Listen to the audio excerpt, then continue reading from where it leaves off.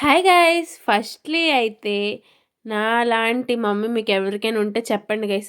ఏది నచ్చితే అది కొంటది గైస్. అసలు అది నేనిప్పటి వరకు నేను చూడనే ఉండను. అట్లాంటివన్నీ మా మమ్మీ ఆర్డర్ పెడతదనమాట.